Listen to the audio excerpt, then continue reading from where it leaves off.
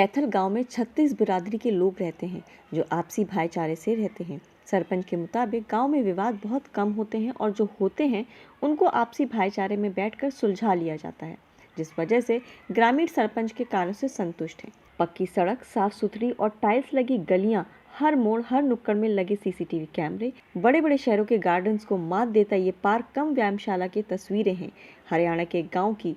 जी हाँ, यकीन मानिए, ये हरियाणा के कैथल जिले का एक गांव है जो शहरों से भी ज़्यादा व्यवस्थित और सुविधाओं से परिपूर्ण है।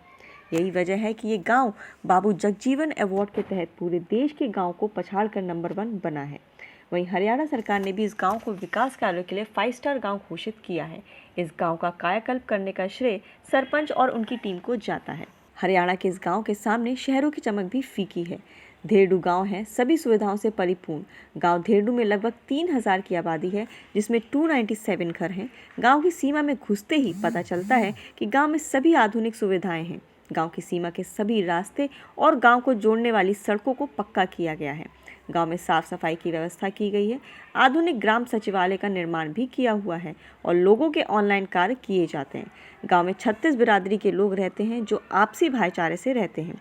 सरपंच के मुताबिक गांव में विवाद बहुत कम होते हैं और जो होते हैं उनको आपसी भाईचारे में बैठकर सुलझा लिया जाता है, जिस वजह से ग्रामीण सरपंच के कार्यों से संतुष्ट हैं। सिंचाई के लिए बिछाई गई अंडरग्राउंड पाइपलाइन, सरपंच देवीलाल ने नहर विभाग के सहयोग अंडरग्राउंड पाइपलाइन से खेतों के लिए पानी पहुंचाया है, जो 7 किलोमीटर तक खेतों की सिंचाई करता है। गांव के अंडरग्राउंड पानी के लिए पाइप बिछाई हुई है। गांव में पानी की समस्या ना हो इसलिए 5 तालाब भी बनाए गए हैं, जिससे गांव के किसान भी खुश हैं। गांव में बना है शानदार पार्क कम व्यायामशाला। धेरनू गांव की पंचायत ने 4 एकड़ में एक विशाल पार्क कम व्यायामशाला का निर्माण किया गया है। इस पार्क में रेसिंग ट्रैक के साथ सुबह योगा और सैर सपाटे के लिए काफ़ी खुला स्थान छोड़ा गया है। वहीं इस पार्क के पेड़ों की सिंचाई के लिए ड्रिप इरिगेशन विधि अपनाई गई है। खेती पर बिता रहे समय इसीलिए धरेड़ू को कहा जाता है कि मिनी इटली गांव। धरेड़ू के बारे में एक रोचक बात यह भी है कि इस गांव को मिनी इटली के नाम से जाना जाता है। इस अनोखे नामकरण के पीछे वजह यह है कि यहाँ के हर घर से कम एक सदस्य विदेश में रहता है। साल 2000 में इस गांव धेरनू के काफ़ी युवक कमाने के लिए इटली गए, जिस वजह से इस गांव को मिनी इटली कहा जाता है। सरपंच की दूरदृष्टि और प्रगतिशील सोच ने आज इस गांव को देश भर के गांव के लिए नज़ीर बना दिया है। सरपंच देवीलाल के प्रयास यही नहीं थमे, वो अपने गांव को और बेहतर बनाना चाहते हैं। हमारा गांव यहाँ हमारे जो वर्तमान में सरपंच हैं श्री देवीलाल जी, इनके प्रयासों का परिणाम है।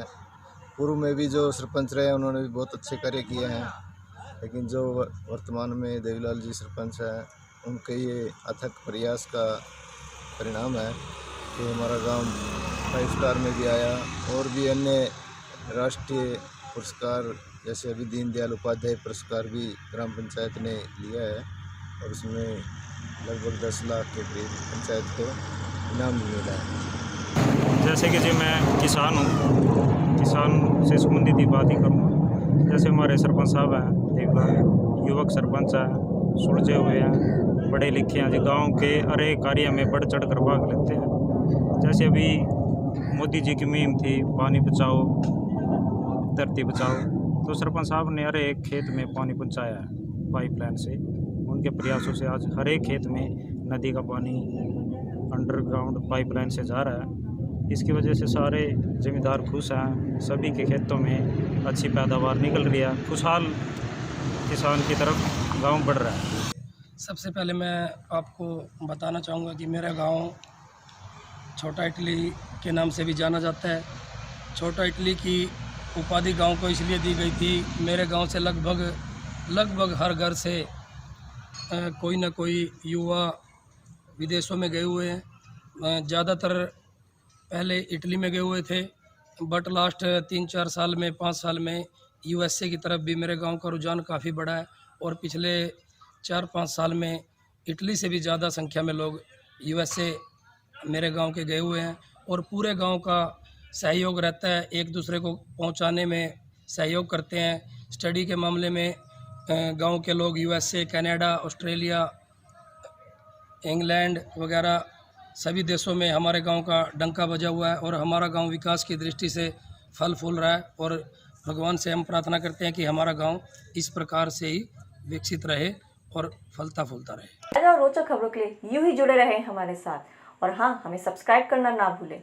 नीचे दिए बेल आइकन को जरूर